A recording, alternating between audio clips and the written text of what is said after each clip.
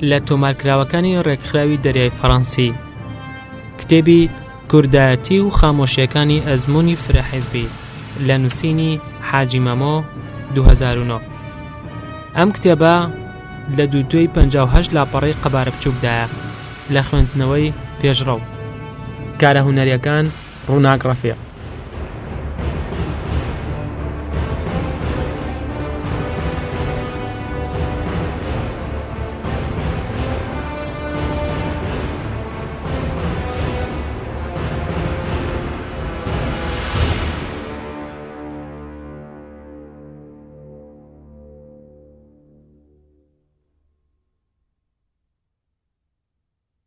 پێڕست. پێشەکی لاپەڕە 5. سەرجەلەیەکی پچڕپچڕی و ناتەبایی ڕەوتی حیزبەتی لە کوردستاندا لاپەڕە 16. خەباتی چەکداری و شۆڕش و ئەزموونێکی تاڵ و تفت لاپەڕە 24. خوێندنەوەیەکی بلەزی کردبوونەکانی ئەم 40 ساڵەی دوایی لاپەڕە 41. گرنگترین ئەو فاکتانەی ئەم هەموو جیابوونەوانە بانگەشەیان بۆ کردووە لاپەڕە 49. سەرنجێکی کورد لاپەڕە 58. پێشەکی هەڵدانەوەی لاپەڕەکانی مێژووی خەباتی نەتەوەی کورد و خوێندنەوەیان بەدید و بۆچوونێکی ڕەخنەگرانی پۆزەتیڤ لە پێشەوە سەربردەی بێکۆتایی دووبەرەکی و ڕەشەکوژی یەکتریمان بۆ دەگێڕێتەوە بەبێ ئەوەی سەرچاوە مێژوویەکانی بەردەست بە ڕاشکاوی ئەوەیان ساخ کرد بێتەوە لەسەر چی و چلۆن ئەو هەموو بینە و بەردە بێهودەیە هاتوو چووە و ئەنجامەکەی چی لێکەوتۆتەوە. بە جۆرێک سەرتاپای لاپەڕەکانی ئەو مێژووە پڕگوێرەوەریەمان بەسەربردەی کارەسات بە دوای کارەسات قەتماخی گرتووە. لە پاشان هەر بەپێی سەرچاوە مێژوویەکانی بەردەست هێشتا مێژووناسەکان لەسەر هێڵێکی دیاریکرا و زەمینێکی پتە و چۆنێتی دروستبوون و گەشەکردنی قۆناغەکانی پێکاتی نەتەوەی کورد شتێکی ئەوتۆیان بەدەستەوە نەداوە.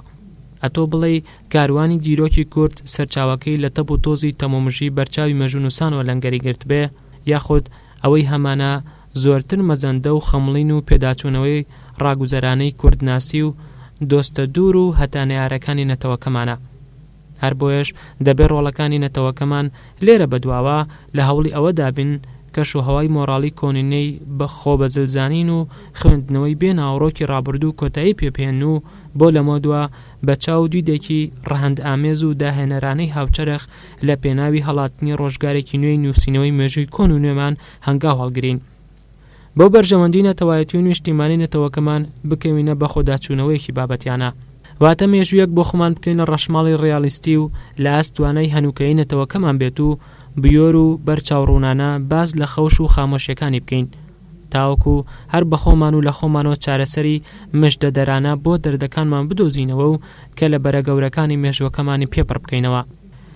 ئالەم چاوپەناییەوە نابێ پێمان سیر بێت ئەگەر زەمینەی مێژووی دروستبوونی نەتەوەی کورد زەمینەیەکی تەماوی و پڕ گرێکوێرە و بازنەی گۆمی بێ ئامان بێت، کەچی ئەمڕۆ نەتەوەی کورد وەک هەر نەتەوەیەکی تربوونی خودی خۆی لە لای خۆیەوە هەیە،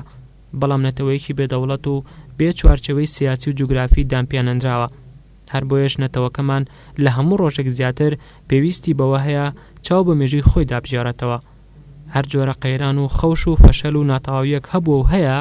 بە ئاشکرا هەڵوێستیان لە ڕوودا بکات بۆ تەتەڵەکردن و ساخکردنەوەیان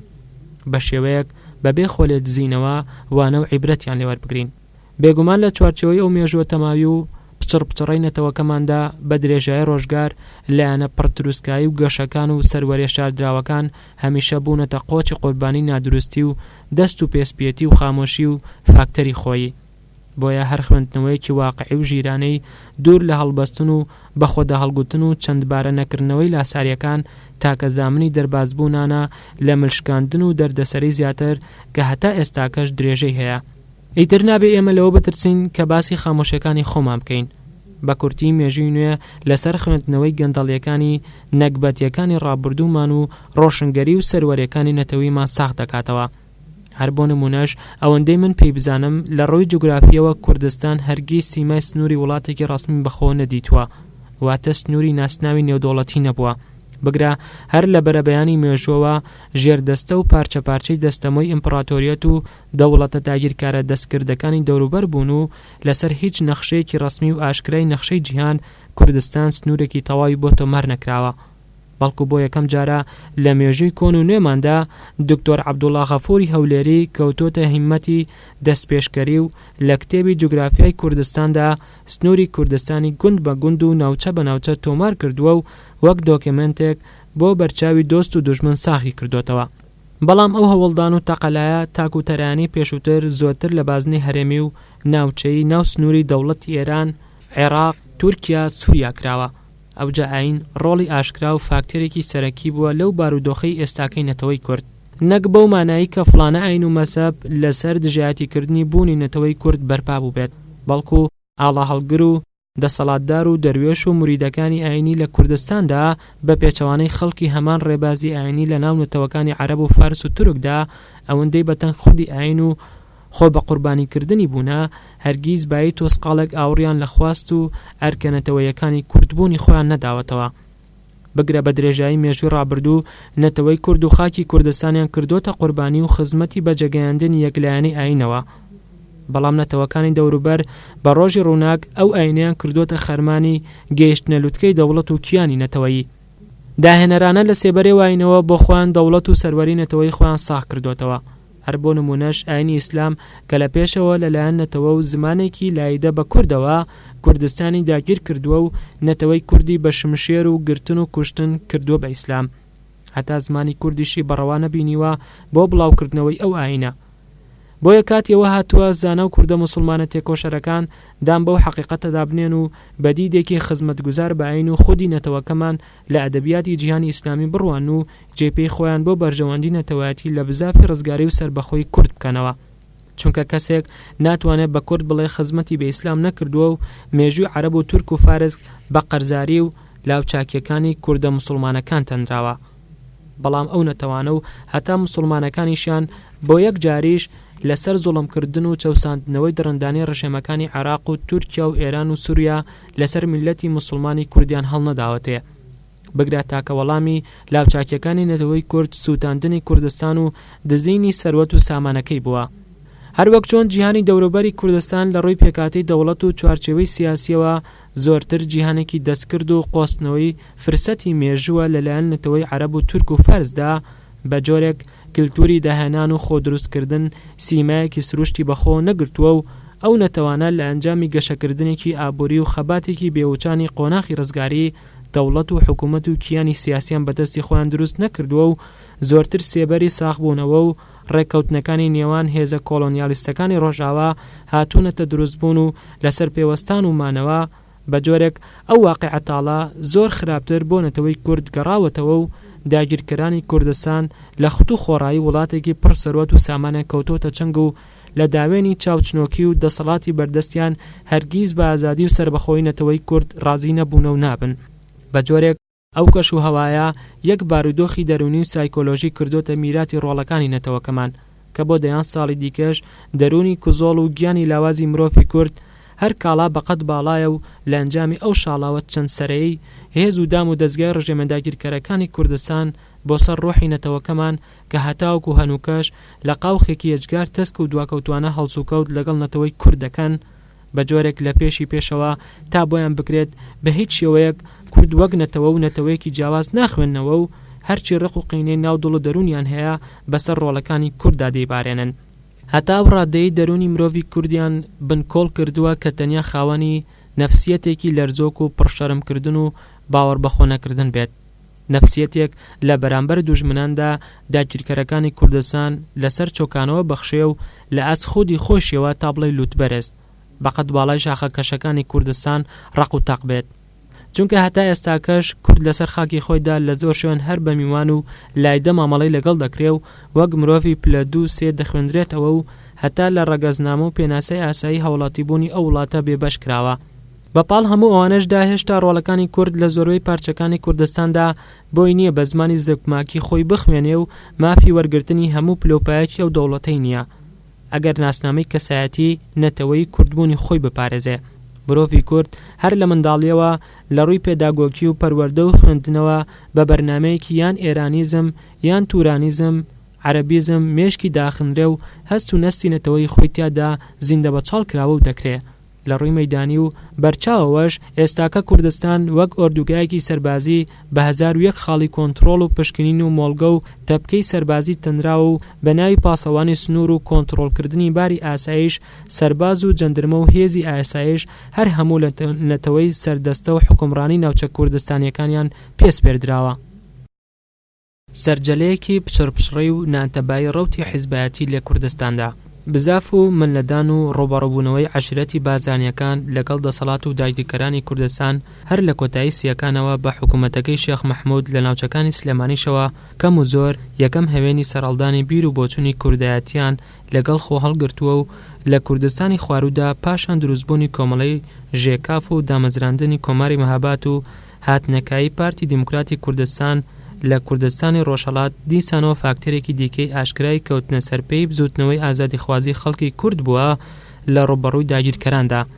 لە کۆتایی چلەکان و سەرەتای پەنجاکان لە کوردستانی خواروودا بە شێوەیەکی مەیدانی لەلایەن چەندان ڕووناکبیری وەک ڕەفیق حلمی و دەیان سەربازی نەناسراودا بۆ یەکەم جار بە شێوەیەکی ئاشکرا لەو پارچەی کوردستاندا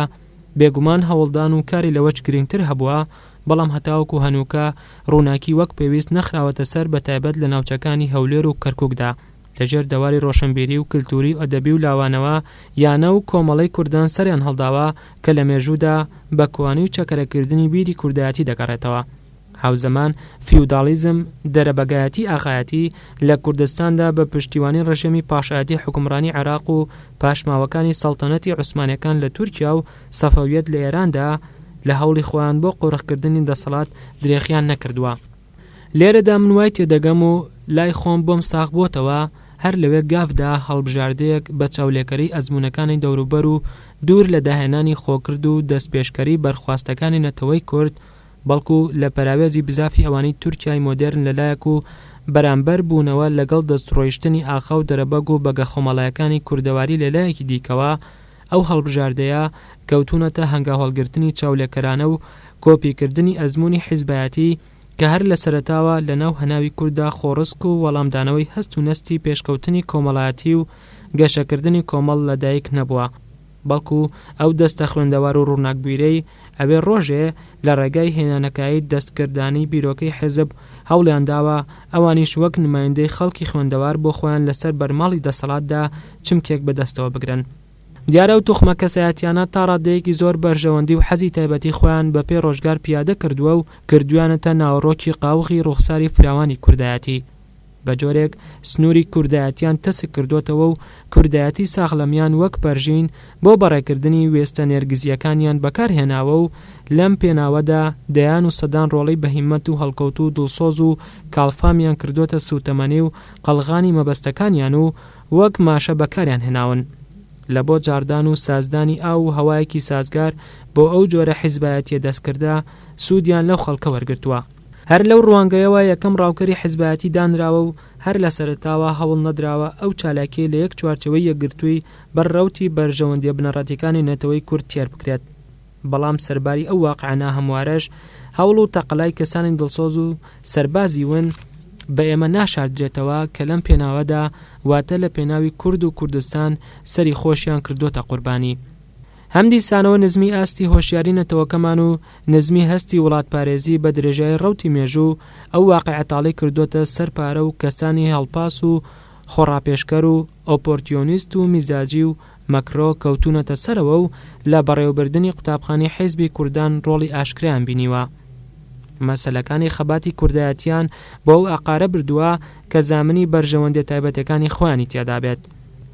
دەرکەوتە مێژوویەکان پێمان نیشان دەدەن کە ئەو کەسانە هیچ کاتێک درێخیان نەکردووە لەوەی هەردەم ملکەچی حەزە تایبەتەکانی خۆیان بن و حیزب و ڕەوتی خەباتیش بۆ ئەو ئاقارە پەلکێش بکەن کە خۆیان حەزیان پێکردووە. سەرەتاکانی دروستبوونی کۆمەڵای ژێکاف، ڕزگاری، یانەی کوردان، هیوا، شۆڕش، ئەوجا پارتی و کاژیک و حیزبی شیوعی لە ناو ڕیزەکانی نەتەوەی کووردا یەک ئەزموونی پارچەپارچەی کردوتە سەرپشکی بەرژەوەندی نەتەوەی گشتەکانی نەتەوەی کورد و ئەو پاشا گەردانیان بە پراکتیک وەک میرات بۆ داهاتوو زەق کردوتەوە. لێرەدا نابێ ڕۆڵ و فەلسەفەی حیزبی شیوعی عێراقی لەبیر بکرێت بە تایبەت دوای فەهد لەژێر ناو دروشمی بێبناخی نێوان دوو نەتەوەی جیاواز یەکێتی چینی کرێکاری عێراق کوردە کۆمۆنیستەکانیان لە خەباتی نەتەوەیەتی سەرچیخ بردووە و بگرە لە زۆربەی کاتدا لەژێر خواستی ڕزگاری و ئازادیدا سەنگەری دژایەتی نەتەوەی خۆیان پێگەرم کردن کە لە ئەنجامدا هەتا بە زیان بۆ سەر خودی خۆشیان گەڕاوەتەوە و تەنیا دوژمنە سەرسەختەکانی کورد و کوردستانیان پێقەڵەو کراوە.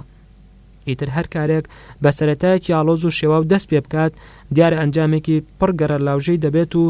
زەحمەتە و وەڵامدەرەوەی خۆزگەکانی لێ بکەوێتەوە و ئەوەتە هەتە هەنووکەش خامۆشی و پاشاگەردانەکانی ئەو سەرەتایە بە تەوێڵی خەباتی نەتەوەکەماندا دەلەنگێتەوە. بێگومان دوژمنانی نەتەوەی کورد داگیرکارانی کوردستان لەم پێناوەدا زۆریان کردووە. ئەوان ئەوەی کردویانە بۆ پاراستنی دەسەڵاتی خۆیان و بەردەوامبوونیان لە داگیرکردنی کوردستان و هێشتنەوەی نەتەوەی کورد بە ژێردەستەیی و زەریلی چەقی بەستووە. چونکە هێشتا لە دنیای دەسەڵات و قازانجدا هیچ هێز و دەسەڵاتێک پەیدا نەبووە. هەروە بە خوت و خۆڕایی دەست لە قازانج و دەستکەوتی نەتەوەی ژێردەست هەڵگرێ و ئازادی بۆ جار بدات. دەبێت لێرەدا ئەوەش دووپات بکەمەوە بەمەستی من لە تێکڕای ئەم باسەدا ئەوە نییە من هەبوونی بیر و بۆچوونی جیاواز فرەحیزبی و ڕێکخراوەی سروشتی بەڕەوتی ناکۆکی جۆر بە جۆرەکان لەم ڕۆژگارە بە یەکجارێکی ڕەت بکەمەوە. بەڵکە من بە تاقی تەنێ پێ لەسەر ئەوەدا دەگرم ئەگەر حیزب و فرەحیزبی بە شێوەیەکی ڕیالیستیانە دڵسۆزێکی ڕازگۆیانە بە نەتەوەی کورد سەیری خواستە بابەتیەکانی ڕەوتی بەرەو پێشبردننی جوڵانەوەی نەتەوەی کورد و گۆڕانکاریەکانی ئەمڕۆی دنیای بخوێندایەوە دەبوو بەلایانی کەمەوە ئامانجی استراتیژی بەرژەوەندی نەتەوەی کورد لە حیزب و حیزبایەتی زۆر بەرچاوتر بووایە و دەبوو حیزب لە قوربانی بێشوماری خەڵکی کورد بەرەو پێشبردننی نەتەوە وڵات ڕۆڵێکی کۆنکرێتی هەبوایە و کاروانی کوردایەتی لە هەموو مەیدانەکانی ژیانی نەتەوە هەنگاوی گەورەی هەڵنایە. خەباتی چەکداری و شۆڕش و ئەزمونێکی تاڵ و تفت وەک لە کاروانی سەروەریەکانی بەشێکی نەتەوە ئازاد و ڕزگاربووەکان ساخ بۆتەوە هەمیشە و بەردەوام خەباتی چەکداری لەگەڵ بەدەستێنانی سربەخۆی و ئاڵای ئازادیش لە پەنا خۆیدا پەتای شەڕ و کوشتن و چەندان بڕینی کردوتە سەرمایە بۆ نەتەوە دواکەوتوەکان. بۆ نمونە هەندێک لە وڵاتی ئەفریقا و ئەمریکای لاتینی و ئاسیا وێنەی بەرچاوی ڕۆژانن لە دەردەسەرە پڕمەرگە سادەکانی ئەنجامی خەباتی چەکداری. پاشان مەرج نییە خەباتی چەکداری وەک دوا ڕێگەچارەی بەرخۆدان و ڕووبەڕووبوونەوەی چەوساندنەوە و داگیرکاری دوژمنکارانە بێت. چونکە زۆرتر ڕاپەڕینی جەماوەری و خەباتی سەرجادە و تەقینەوەی ناکۆچیەکان لە نێوان دۆست و دوژمندا دەستمایەی ئەو ئەزمونە سەرکەوتوانە بووە کە دوور لە ڕێگای شەڕی چەکداریەوە ئازادیان بەدەست هێناوە و بەمانەی وشە لە کوردستاندا زەمینەی شۆڕش و گۆڕینی واقعی تاڵ و چەوساندنەوە بە واقعی ڕزگاربوون و سربەخۆیی وەک پرۆسەیەکی بەرچاو سەرکەوتوو نەبووە. چونکە شۆڕش هەرمانەی چەکداری و چەک لەشانکردن و شەڕ و نەبەردی بووە کەچی لە ڕاستیدا شۆڕش بە شێوەیەک لە شێوە سەرەکیەکانی مانای هاتنەمەیدان و زەمینە خۆشکردن بۆ وەچەرخان و گواستنەوەی نەتەوەیە لە هەموو بارێکی ناخۆش و دژوار بۆ بارودۆخێکی پڕخۆشی و ئاسوودەی خەڵک و سەرکەوتنی گەورە. بە کورتی ئەو شۆڕش و خەباتی چەکدارەی کە لە مێژوو جیهاندا بە زۆرم لێو بۆ ئاراستەی حەز و گەمەی خۆتاقیکردنەوە و بەفیتی نەیارانی نەتەوە و باندهەڵنەگرتنی بیرکردنەوەی واقع بینانە بووە هەمیشە فەشەل و ملشکان و بەفیڕۆدانی قوربانیدانی خەڵکی چارەنووس بووە. ئەزمموی خەباتی چەکداری لەسەر تاپای کوردستاندا زۆرتر لە چوارچێوەیەکی ناهەموارەوە دەقی گرتووە و لە هەموو پارچە داگیرکراوەکاندا چەند بارە بۆتەوە بێ ئەوەی عیبرەت لەسەر نەکەوتنەکانی وەرگیرابێت. هەر جۆرە خەباتێک بە تایبەتی خەباتی چەکداری ئەگەر بەرنامەیەکی سەرتاسەری و ئامادەیی و پشتیوانی بەرفراوانی کۆمەڵانی خەڵکی لەگەڵدا نەبوو بێت هەرگیز ئەو خەباتە هەتا سەر نەبووە و نەچۆتە چوارچەوەی شۆڕش و بەدەستێنانی هەر جۆرە گۆڕانکارێکی بنەڕەتی و شتەکان زۆرتر بەڕووکەش ئاراستە کراوە و ئەنجامی چاوەڕوانکراو بەدینە هاتووە. بە پراکتیک مەگەر سیاسەتی ناڕەوا و سەرکوتکردنی نەتەوەی کورد لەلایەن ڕژێمە داگیرکەرەکانی لە دەرچێت تێکۆشانی چەکداری کوردان خاوەنی ئەو بەرنامە و ئامادەکاریە نەبووە کە لە سەرکەوتنی نزیک بکاتەوە. بەڵکە و خەباتە چەکداریە لە ناوەڕۆکدا مای ئەوە بوو هەزاران ڕۆڵەی ئەم میلەتە بۆ پەڕی دڵسۆزی و کاڵفامی بوونەتە سوتەمەنی ئەو خەباتە چەکداریە بێسەر و بنە. چونکە لە گۆماوی خەباتی چەکداری زۆرتر داگیرکەرانی کوردستان ئاسانتر مەلەی مەبەستەکانی خۆیان کردووە و بە بیان و یاخیبوونی چەکداری چی خراپە بەرامبەر بە کوردیان کردووە. بێنە کۆڵیکردن لەوە کە داگیرکەرانی کوردستان بەبێ هەبوونی خەباتی چەکداری کوردیش درێغیان نەکردووە لە چەوساندنەوەی نەتەوەی کورد و چیان لەدەست هاتبێت لە خراپەکاری نەسڵە میونەتەوە. دیارە چەمکی بەرنامە و ڕێبازی سیاسی پشڕی کوردان بە تەمومژی قەتماغ هەڵگرت و پێچراوەتەوە و دوژمنان مەیدانیان بۆ فراوانتر بووە کە بەپێی حەز و ویستەکانیان ئاگری شەڕی چەکداری لە کوردستان خۆشتر بکەن بێ ئەوەی کەس پرس و ڕایەک بەنەتەوەی کورد بکات. ئەوان لەو ڕێگایەوە دۆزی کوردیان ئاڵۆز و شێواوتر نواندووە. بۆ بەڵگەش هەر تەنیا بە دوای نزیکەی 30 ساڵانی هەڵگرساندنی خەباتی چەکداری لە ئەنجامی ئەو هەموو پەلە پرۆسکەیە بێبەرنامەییەوە ئەو پەرچەکردنە ناسازەی تێکۆشەرەکانی وەک چێشتی مجێوەر لەلایەک و دیاردەی ناتەبایی و بربەرەکانی نادروستی یەکتری بەر چۆڕاوگەی بەرژەوەندی تایبەتەکان و زاڵکردنی بەرژەوەندی تاقم و ململانی ناپێویست لەلایەکی دیکەوە بە ڕۆژی ڕووناک کەوتونەتە سەری سەرەوە و دیسانەوە چیراوکەی دووبارەکی و لە یەکدابڕان و کێشمەکێشمی مێژوو کردی چارەنووسی کوردستان سەر لە نوێ سەری هەڵداوەتەوە و وەک پشکۆی ژێر خۆڵەمێشی دەواری مێژووی ئاگری کورەی کەوتنە گیان یەکتر و بە فیرۆدانی قوربانیەکانی خەڵک و بێهودەکردنی ڕەوتی خەباتی چەکداری دەستی تێوەردراوە و دوژمنانیش لە هەموو لایەکەوە بە هەر شێوەیەک بێت سوتەمەنیان بۆ دابین کراوە. ئەوە بوو هەر لە ساڵی 1964ەوە دووبەرەکی و لە یەکتر جیابوونەوەی ڕەوتە ناڕەکەکانی ناو پارتی دموکراتی کوردستان لە نێو خۆیان خوێناویترین دووبەرەکیان کردە میراتی خەباتی چەکداری کە هەتا ئەمڕۆژ برینەکەی ساڕێژ نەکراوە و بگرە ناوەناوەش لە بەرگی جیاواز سەر هەڵدەداتەوە. چونکە ئێستاش لە ناو قوتابخانەی حیزب و سیاسی کوردەواری هەمان ئەقڵی پاوەنکاری سەرکردایەتی لە ڕابەریکردنی پرۆسەی خەباتی نوێ بەردەوامە. لە پانتایی و ئاوردانەوە خێرایەدا دەبینین دۆزی حیزب لە دروستبوون و خەباتی چەکداری شۆڕش هەرگیز بە تاکتیک و استراتیژی یەکگرتوانی کوردایەتی ساغلام کە تاکە سەرچاوی ئازادی و ڕزگارکردنی نەتەوەی کورد بوو بێت تەقەڵی لێ نەدراوە و دۆزی چەپکی و دژایەتی نێوخۆ و سیاسەتی بڕۆبەردەی پەنا و پەسێوەکان و قبول نەکردنی یەکتری تا ئێستاش لە زۆربەی بارودۆخەکاندا زمانی حاڵە. بەداخەوە ئەو پەتایە لێرە و لەوێ هەموو پارچەکانی کوردستانی گرتوتەوە. ڕۆژهەڵات، باکوور، باشوور، خۆرئاوا، بگرە کورد وەک دەردێکی بەیامان پێی دەتلێتەوە و لەبەری دەناڵێنێ. بە جۆرێک لە پێداچوونەوەیکی هەمنانە و بەرفراوانی لایەنەکانی ڕەوتی ئەو بازنەبۆشەی خەباتی چەکداری و سیاسی لە کوردستاندا هەندێک دیاردە و فاکتەری لەم جۆرە بەزەقی بەڵام لە بەرگ و ڕەنگی جیاوازدا هەمیشە وەک خۆی لە یەک بازنی بۆش دەخولێتەوە و وەک گونی لەڕ بەرجەستە و بەژن و باڵای تێکۆشانی فیداکارانەی درێژخایەنی نەتەوەی کورد تەکەتەکێکتی. دیارە هۆیە سەرەکیەکەی بە زۆری بۆ خاموشی ئەزمموی حیزبی و ئەو جۆرە خەباتە چەکدارێ بە هوتەیە دەگەڕێتەوە.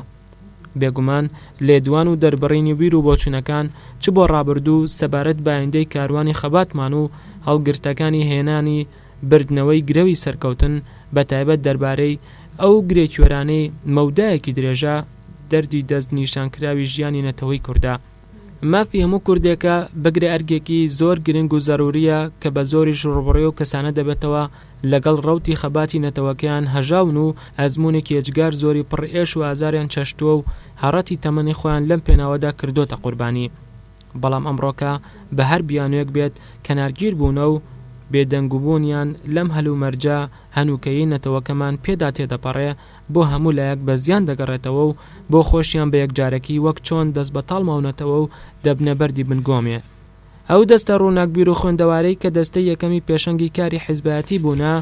ترشیمان بێت و خۆشیمان بێت هەر لە سەرتاوە بە چەند سەرەگوریسی ئاڵۆز و شەتەکدراو هاتوونەتە مەیدان و ساغکردنەوە و یەکلایکردنەوەی مەسەلە جەوهەریەکانیان بۆ داهاتوو بەدەشیەوە کردووە.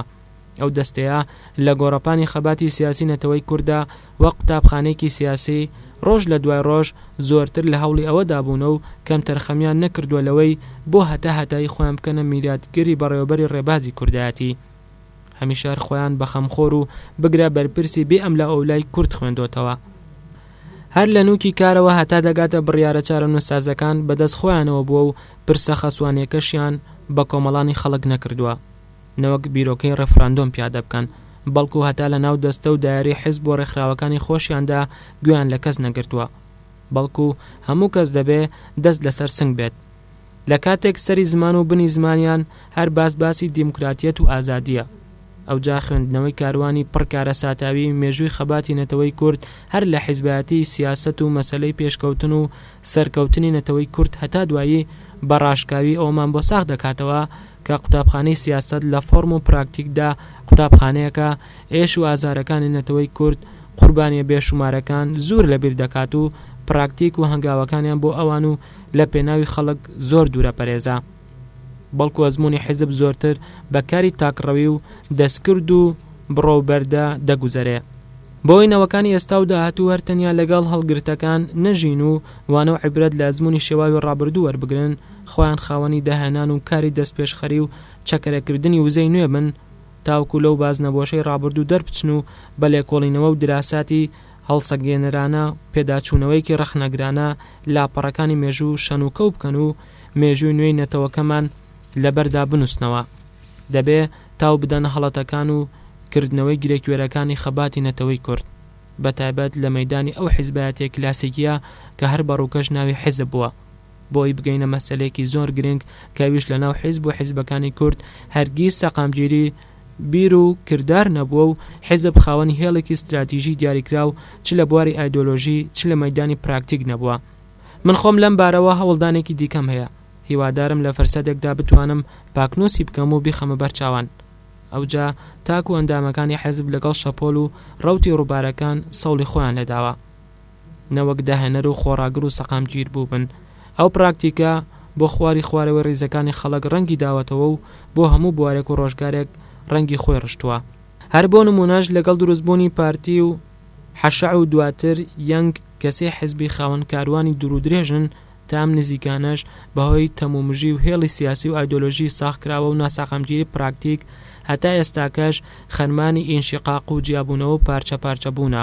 بە جۆرێک لە هەمووش سەیتر ئەوەیە لە ڕەوتی بەردەوامی ئەو ڕێڕەوە تەماوی و پڕهەوراز و نشێوەدا هەموو جیابوونەوە و کەرتبوون و ناتەبایەکان و گەورە و بچووک وەک کاڵایەکی گرانبەها لە سەرەتاوە بە بانگەشەکردن بۆ جیاوازی فکر و لە پێناوی بەرژەوەدینەتەوە و دژایەتیکردنی تاکڕەوی و لادەر و سەواتچی و 101 بڕۆبیان و دیکە هۆنراوەتەوە کەچی لە ئەنجامدا ئەوەندە سیر و سەمەرە بگرە هەتا سەرشۆڕکردن چوونە باوەشی دوژمنانی سەرەکی و گەڕانەوە ناو باوەش یەمان حیزبیدایەک تەواو بووە ئەگەر زۆر دوور نەکەوینەوە هەر لە ناو خەباتی چەکداری شۆڕشی نوێی گوڵان و ئەو 30 ساڵەی دواییدا نمونەگەرێک لەم جۆرە دیاردانە دەخێنە ڕوو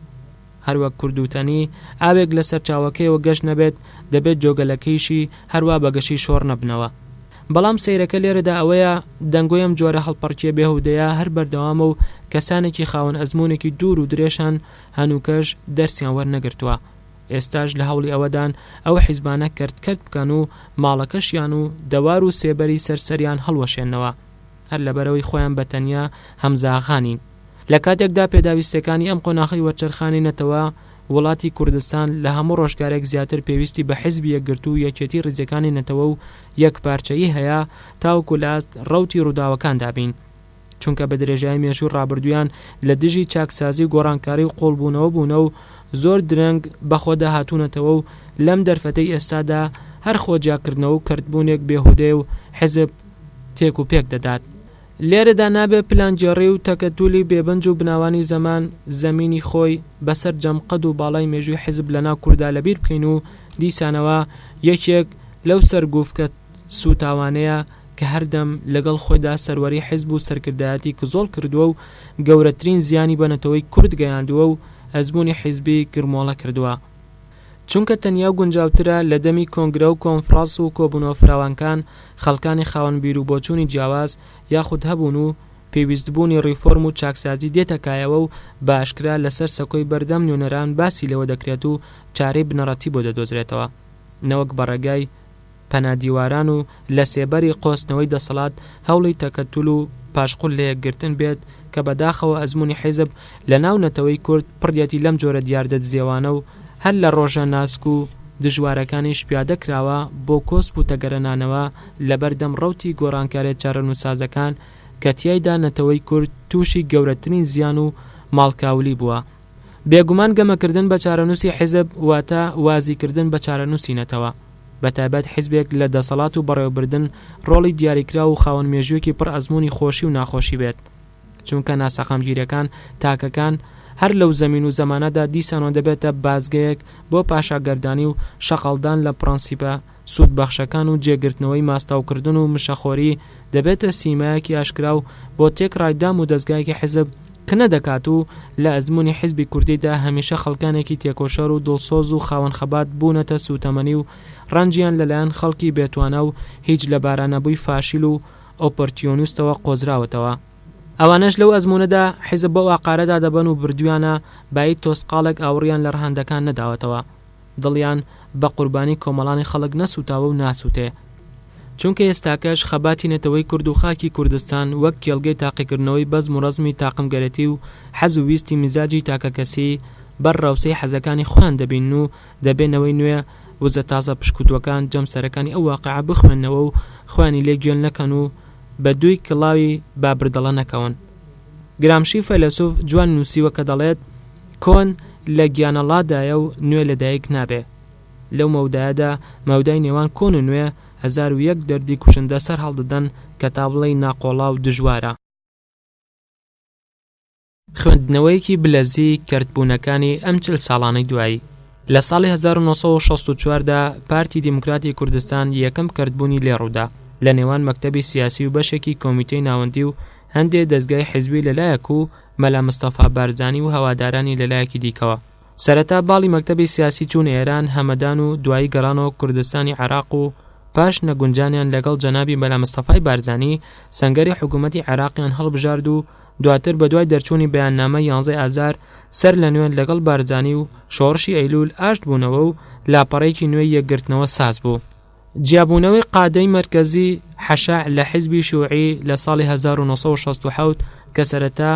زۆربەی سەرکردایەتیان پەنایان بردە بەر کوردستان و پاشان بە کۆمەڵ و تاک گەڕانەوە سەنگەری بەعس و ژمارەیەکی کەمیان لەگەڵ کوردە چەپەکان تا ئازاری ساڵی 1975 لەژێر ناوی ئەو حیزبە مابوونەوە. دروستبوون و بەشداریکردنی بزوتنەوەی سۆسیالیستی کوردستان لە ساڵی 1975 لە دروستکردنی یەکێتی نیشتیمانی کوردستان و ئەوجا جیابوونەوەیان لە یەکێتی لە ساڵی 1979دا و دروستکردنی حیزبی سۆسیالیست حسک لەگەڵ بەشێکی پارتی دیموکراتی کوردستان. جیابوونەوە دروستکردنی کۆمیتەی ئامادەکردنی پارتی دیموکراتی کوردستان لە ساڵی 1975 دکتۆر محمود عوسمان لە پارتی و دوایی یەکگرتنەوەیان لەگەڵ بزوتنەوەی سۆسیالیست لە ژێر چەتری حیزبی سۆسیالیستی دیموکراتی کوردستان لە ساڵی 1979 و دواتر دەرچوون و جیابوونەوەی دکتۆر محمود و هەوادارانی لەو حیزبەدا لە ساڵی 1983دا. جیابوونەوەی بەشێکی سەرکردایەتی و کادرانی قیادەی موقەتەی پارتی لە ساڵی 1979دا و دروستکردنی حیزبی شعبی دیموکراتی کوردستان بە سەرکردایەتی سامی عەبدوڕەحمان و دواتر لە ساڵی 1992 ئەو حیزبە لەگەڵ حیسک و پاسۆک حیزبێکیان دروست کرد بە ناوی پارتی یەکگرتن و لە پاشانیش هەر لەو ساڵەدا سامی عەبدوڕەحمان و بەشێکی زۆری ئەو پارتی یەکگرتنەوە گەڕانەوە ڕیزی پارتی دیموکراتی کوردستان. جیابوونەوەی بەشێکی کادرانی کۆمەڵی ڕانزدەرانی کوردستان و دروستکردنی ڕێکخراوی ئاڵای شۆڕش لە ساڵی 1985دا و دەرچوونیان لە ناو یەکێتی نیشتیمانی کوردستان و دواتر چوونی بەشێکی کادرانی ئاڵای شۆڕش و یەکگرتنیان لەگەڵ ئیتیجاهی دیموکراتی شۆڕشگەڕی کوردستانی زەحمەتکێشان لە ساڵی 1968 و پاشان یەکگرتنەوەی بەشەکەی دیکەی ئاڵای شۆڕش لەگەڵ حیزبی زەحمەتکێشانی کوردستان لە ساڵی 1993دا و پاشان دەرچوونی زۆربەی هەرە زۆری کادر و بەرپرسەکانی ئاڵای شۆڕش لەناو حیزبی زەحمەتکێشان و گەڕانەوە ڕیزەکانی یەکێتی نیشتیمانی کوردستان لە ساڵی 1995دا. دەرچوون و جیابوونەوەی بەشێک لەو کادر و ئەندامە کوردانەی ناو حیزبی شیوعی عێراق و دروستکردنی حیزبی کاری سربەخۆی کوردستان لە ساڵی 1991دا و دواتر گەڕانەوەی بەشێکی زۆری ئەندامانی ئەو حیزبە بۆ ناو حیزبی دایک حیزبی شیوعی کوردستان. جیابوونەوە و دەرچوونی بەشێک لە کادرەکانی گەنج و لاوەکان لە ڕیزی حیزبی سۆسیالیست حسک و دروستکردنی ڕێکخراوی ئیتیجاهی دیموکراتی شۆڕشگەر لە ساڵی 1986 و دواتر جاردانی حیزبی زەحمەتکێشانی کوردستان. دەرچوونی سەر لە نوێی حەمەی حاجی مەحموود لە ناو ڕیزەکانی پارتی دیموکراتی کوردستان و جاردانی سەر لە نوێی حیزبی سۆسیالیست لە ساڵی 1995دا. دەرچوون و جیابوونەوەی بەشێکی کادرانی حیزبی یەکگرتن و جاردانی حیزبێک بە ناوی حیزب ڕزگاری لە ساڵی 1993دا. هەبوونی چەندان ڕێکخراوی سیاسی ئیسلامی کۆمونیستی و کرێکاری و چەپگەری و توندڕەوی هەمەجۆری زۆر و زەبان کە ڕەنگ بێ ژماردنیان دەیان لاپەڕە و سیپارەی گەرەک بێت کەوانیش لەناو خۆیان هەر لە زیادبوونی جیابوونەوە و کەرت و چەپک و چەپکی لە ژمارە نەهاتوون. ئەمە مشتێکی خەرواری نەخشەی خەباتی سیاسی و چەکداری کوردانە کە نیشانەگەلێکی پڕاپڕی لە پشڕی بەرسێبەری بەرژەوەندی کەسی و بنەماڵە و تاقەمگەرەتی گیرساوەتەوە و تەنیا بە زیان بۆ بەرژەوەندی نەتەوەکەمان گەڕاوەتەوە. بە شێوەیەکی ڕاستەوخۆ ئەو دووبەرێکی و شپرزەیە سەرجەم کۆمەڵانی خەڵک و ڕێکخراوە پیشەیی و دیموکراتی و جەماوەر و جفاتی و هەتا ئەدەبی و هونەری و کلتوری و ڕۆژنامەگەریشی گرتوتەوە کە بارودۆخەکەی دژوارتر و شپرزەتر کردووە. بۆ نمونە هەر حیزبێک بۆ خۆی ڕێکخراوی ناو خەڵکی تایبەت بۆ خۆی لە هەموو بوارەکاندا هەبووە و هەیە بەتایبەت لاوان و گەنجان و قوتابیان و خوێندکاران و ژنان و ئافرەتان و هەتا دوایی بە جۆرێک درێغی نەکراوە کە پارچە پارچەی بخرێتە ناو ڕێزەکانی خەڵکەوە هەروەک چۆن خۆیان لە ناو خۆیانە ناڕێک و بگرە دش بە یەکتری بوونا. دوا بە دوای ئەم سەرنجدانە بە تالوکەیی جیابوونەوە زۆر و زەبەندەکانی حیزب حیزبایەتی کوردان وا پێویستە بۆ فاکت و بیان و گوایانەش ئاوڕ بدەینەوە تاوەکو ببینین ئەو هەموو پەتار بوونە چی لە هەکبەدا بووە و بۆ چ کەندەڵانێکی بێهودە گلۆر بۆتەوە. خاڵی هۆکارەکانیش لە ژمار نەهاتوون، بەڵام هەرچیەک بێ و بۆ چیەک بن بەتەنێ لە دەرەنجامدا بۆ بەرژەوەندی تاکەکەسی و تاقم و ناوچەگەرێتی و خۆبەزلزانین و لاساییکردنەوە و چاولێکەری چاوچنۆکانە و خۆدزینەوە لە بەرامبەر ئەرکە قورسەکان چەقی بەستووە. گرنگترین ئەو فاکتانەی ئەم هەموو جیابوونەوانە بانگەشەیان بۆ کردووە: نەبوونی ئازادی و ڕادەربڕین و گوێگرتن لە حیزب، پرز نەکردن بە کادر و ڕێخستنەکانی خوارەوە سەبارەت بە مەسەلە چارەنووسازەکانی حیزب و نەتەوە وڵات، پراکتیزە نەکردنی سەرەتاکانی دیموکراتیەت لە مامەڵەکردن لەگەڵ یەکتری و پێشێلکردنی پرەنسیپەکانی دیموکراتیەت لە ژیانی ناوخۆی حیزب لەلایەن سەرکردە تاکڕەوەکان، گفتوگۆ و سەوادکردن لەگەڵ داگیرکەرانی کوردستان لەلایەک و ڕاتکرانەوە و ئاژاوەنانەوە و هەڵنەکردن لەگەڵ حیزب و لایەنە سیاسەکانی دیکەی کورد، نەبوونی جیاوازی و تێکەڵکردن و جێگۆرچێ پێکردنی نێوان تاکتیک و استراتیژ بەپێی بەرژەوەندی ئەو تاقمەی جڵەوی سەرکردایەتی بەدەستەوەیە، نەبوونی استراتیژێکی هەڵقوڵاوی خواستە بابەتیەکانی خەبات، دەستێکەڵکردن لەگەڵ دام و دەستگای ڕژێمە داگیرکەرەکانی کوردستان و هاوکاریکردنیان بۆ بەرژەوەندی تاکڕەوی، جیاوازی بیرکردنەوەی ئایدۆلۆژی و لادان و ئاستی شۆڕەشگەڕی و چەپڕەوی و ڕاستڕەوی ئەو پراکتیکی نابەرپرسیارانە لەگەڵ کۆمەڵانی خەڵکو و لە بیرکردنیان لە دەمی سەرکەوتندا، خودی خەباتی چەکداری، داهات و دەستکەوتە داراییەکان کە هیچ کۆنگرە و کۆنفرانسێک بێجگە لە سەرکردەی ئەو حیزبە بە ڕۆشنی پێی نازانن، چەک و ئازوقە و تەقەمەنی، پەیوەندی بە دوژمنانەوە، شەڕی ناوخۆی کوردکوژی بێهودا، نەخوێندنەوەی یەکتری و ڕێزنەگرتن لە ڕاو بۆچوونی نەیار بە یەکتری قبوڵ نەکردنیان، خزم و خزمانێ و عەشیرەت و ناوچەگەرێتی، کوردستانی بوون و عێراق، ئێران، تورکیا، سووریایی بوون. ئەم خاڵانە و چەندانی دیکەش وێردی سەر زمان و مۆرکی هەر دیار و بیانووی جیابوونەوەکان بووە کە بە شێوەیەکی تا ڕادەیەک وەستایانە فۆرمەڵە کراون لە پێناوی لە خەشدەبردن و سەرخۆشکردنی کۆمەڵانی خەڵک و ڕاکێشانی ئەندام و لایەنگرانی حیزب،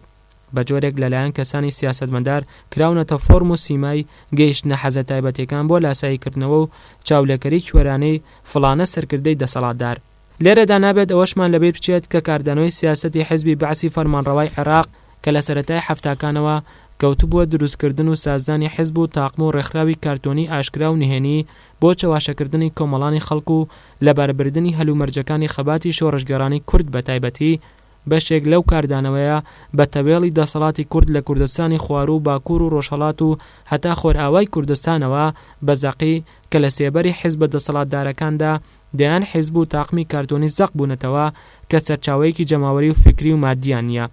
تەنیا بۆ چاوبەستکێ و هەنەجەتی دیموکراتی بوون و کەش و هەوای ئازاد دەیان دوکانی سیاسی بۆ کەسانی بۆ دەڵە و کۆنەبەعسی و سیخڕ و جاش و ئاشی ئاو لێبڕاو دروست کراوە و مانگانە بودجە و پارێکی بێقوت دەدرێت کە ئەمەش یەکێکە لە خامۆشی هەرە دیارەکانی ئەزموونی حیزب لە ناونەتەوە و دەسەڵاتی کوردیدا.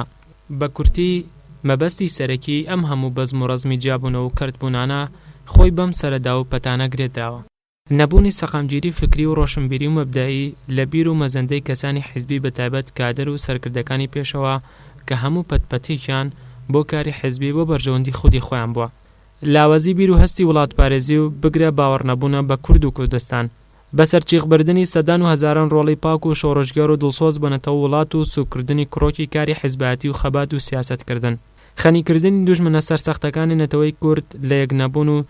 چەپکردنی چەمکی خەبات و حیزب و کوردایەتیدا، پاکخستنی پرۆسەی خەبات و ڕەواییبوونی لە ناو کۆمەڵانی خەڵکی کورد بۆ بێبڕوای دروستکردنی سەبارەت بە حیزب و کوردایەتیدا،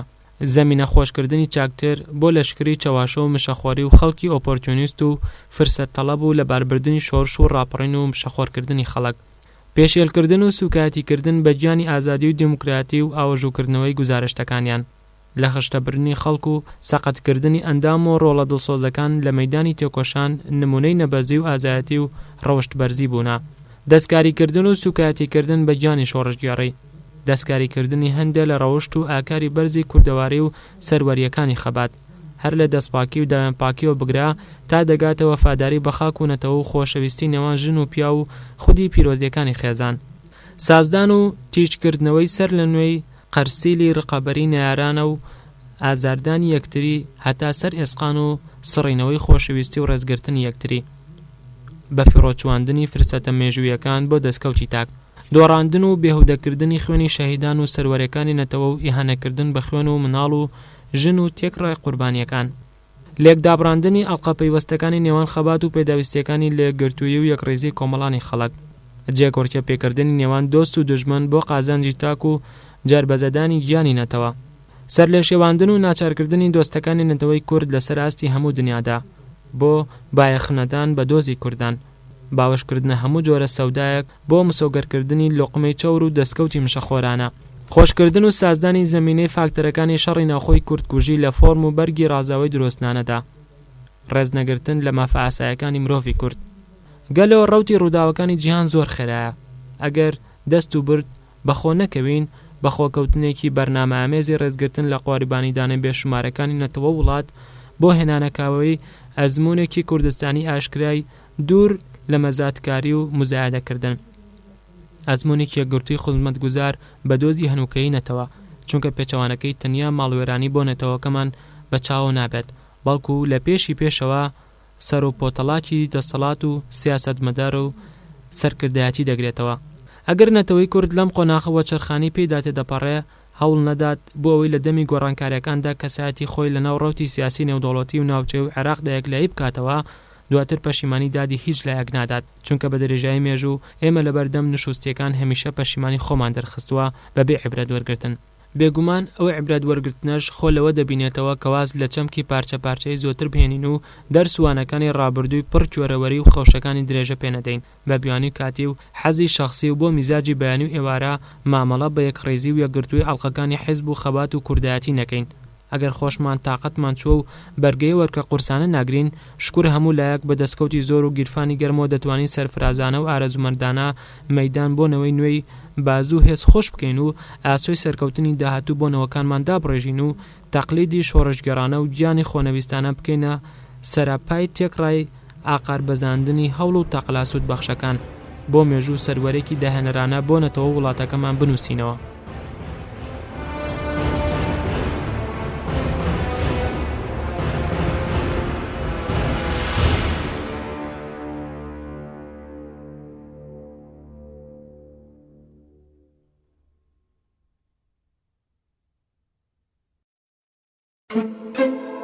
دەریا ڕێکخراوی دەریا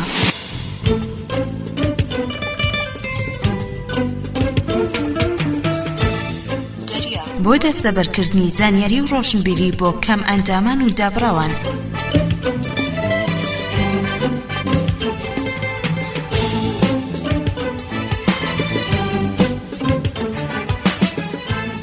پرۆژەی کتێبخانەی دەنگی ڕێکخراوی دەریا